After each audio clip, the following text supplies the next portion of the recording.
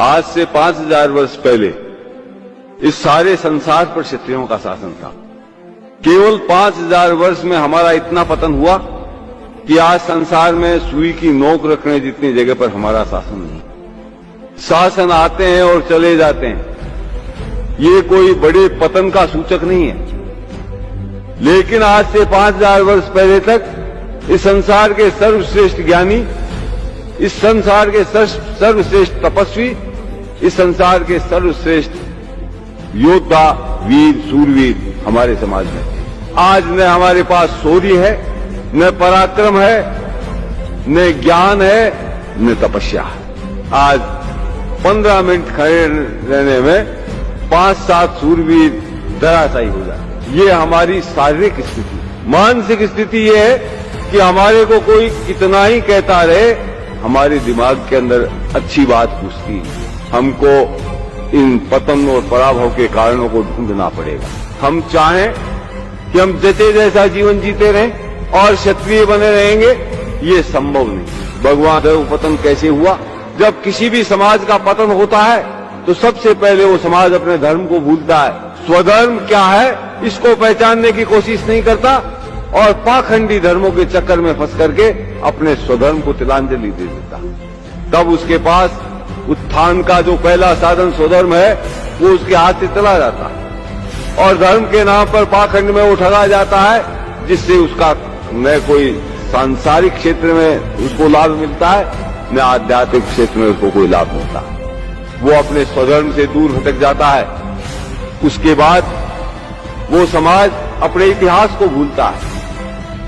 आज विभिन्न क्षेत्रों में ऐसा कोई क्षेत्र नहीं जिसके अंदर हमारा महापुरुष पैदा नहीं हुआ हो और जिसने संसार भर में अपनी ख्याति नहीं पैदा की। वो रजनीश कहता था 10,000 रोज 10,000 मनुष्यों को, सैनिकों को रोज युद्ध में मारने वाला भीष्म पितामह भी क्षत्रिय समाज में पैदा हुआ।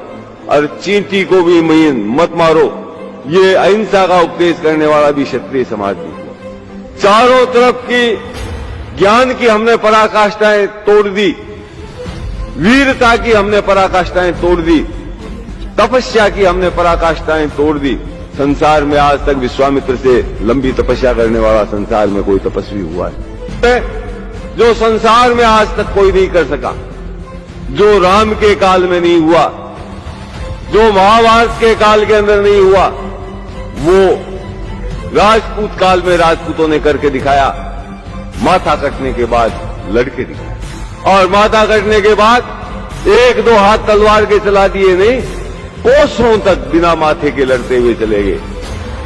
लोगों का सिर यहां पड़ा है, धड़ मिला है 5 कोस दूर, धड़ मिला है 10 कोस दूर। आज दोनों जगह उनकी समाधियां बनी हुई हैं, दोनों जगह पूजे जाते हैं। जहां सर गिरा वहां भी समाधि बनी हुई है, वहां भी पूजा होती है। जहां धड़ गिरा वहां भी समाधि बनी हुई है, वहां भी पूजा। ऐसा कोई क्षेत्र नहीं था जिसके अंदर हम सर्वश्रेष्ठ नहीं, और आज ऐसा कोई क्षेत्र नहीं है जिसके अंदर हम सबसे गए गुजरे।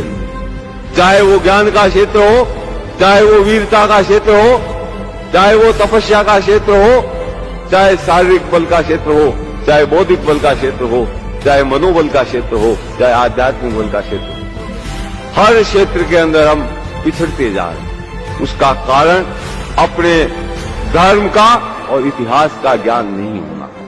इतिहास मरे हुए समाज को पुनर्जीवित करने की क्षमता रखता है। इतिहास निर्जीव शरीर में जीवन पैदा करता है। एक विदेशी पर्यटक भी रणथंभौर को देखने जाता है, एक विदर्भी भी रणथंभौर को देखने जाता है, एक दूसरे समाजों का रणथंभौर को देखने जाता है। वहां क्या देखता है? कितने ऊंचे पहाड़ पर ये बना है, इसकी दीवारें कितने सुरक्षित हैं, इसमें महल कैसे बने हुए हैं, ये देख के लोग जाते हैं। और हम भी आज उन पर्यटकों की तरह रणथंभौर, चित्तौड़ आदि किलों को देखते। उसका कारण क्या है? इतिहास के ज्ञान का अभाव। हमारे अंदर वो चिंगारी नहीं फूंक सकते जो चिंगारी रणथंभौर के अंदर विद्यमान।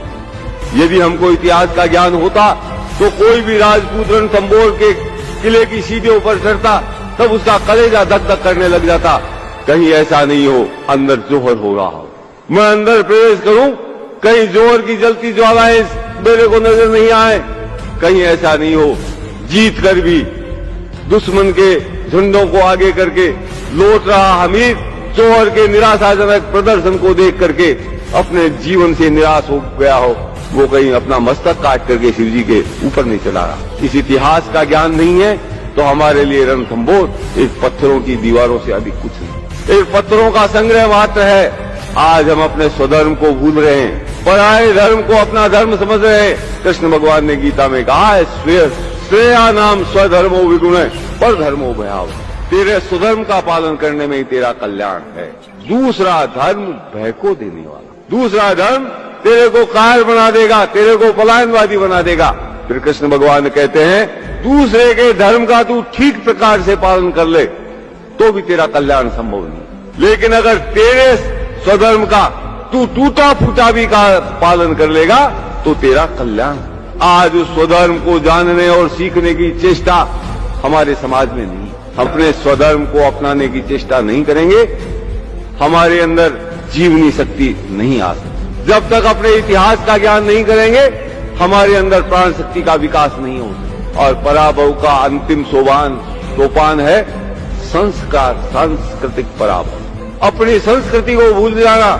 आज भी हर दिन हमारा बोल चाल, रीति रिवाज, खान पान, रहन सहन सब दूषित होता है। इस पूंजीवादी सभ्यता और पूंजीवादी संस्कृति यानी विदेशी सभ्यता और विदेशी संस्कृति यानी ईसाइयत की सभ्यता और ईसाइयों की संस्कृति का प्रचार आज इस देश के अंदर चैत्र शुक्ला प्रतिपदा को कोई नया वर्ष नहीं मनाता। 1 जनवरी को ये धर्म के ठेकेदार बने हुए शुभकामनाएं देते हैं, नए साल की शराब पी के नाचते हैं। शहरों में जाकर के देखो, ये सारे बापी करके होटलों में नाचते हैं। और अपने स्वधर्म को सीखना पड़ेगा। सिखाएगा कौन? उपनिषदों में लिखा है, क्षत्रियों ने अपना ज्ञान कभी किसी को नहीं दिया, इसीलिए उन्होंने करोड़ों वर्ष तक इस सृष्टि पर शासन किया। हमारे धर्म का कोई ग्रंथ नहीं है जिससे हम ये सीख ले कि ऐसा शास्त्र धर्म हमको, जो हमारे श्रेष्ठतम ग्रंथ हैं, उपनिषद, वाल्मीकि रामायण, महाभारत, गीता आदि के अंदर सर खपा करके ये ढूंढना पड़ेगा कि हमारे पूर्वज किस रास्ते पर चल करके इतने महान बने। उस रास्ते को हम स्वयं ढूंढें, उस रास्ते पर अग्रसर हों, तब हमारा उत्थान संभव है। लेकिन आज राजपूतों के गांवों की, राजपूतों के परिवारों की और राजपूत नवयुवकों की सबकी मानसिकता यह है, पेट कैसे भराए। पेट भरना कोई समस्या नहीं, कुत्ता भी अपना पेट भरता है। किसी को भूखे मरते सुना क्या आपने? कुत्ता फला जगह भूखा मरता। पेट की आग में इतनी क्षमता है कि वो आदमी को दौड़ा करके अपना पेट अपने आप भर ले। मनुष्य में, पशु में अगर कोई अंतर है, पशु भी पेट भरता है, बच्चे बच्ची पैदा करता है, और मनुष्य भी ये काम करता है। जब तक यहां तक मनुष्य सीमित है, पशु में उसमें कोई अंतर नहीं। मनुष्य की विशेषता उसके स्वधर्म का ज्ञान है। वो अपने स्वधर्म का ज्ञान अर्जित करके उसके रास्ते पर चलता है, सह उद्देश्य जीवन जीता है, अपने स्वधर्म का पालन करने के लिए जिंदा रहता है, तब वो मनुष्य है, तभी वो क्षत्रिय है।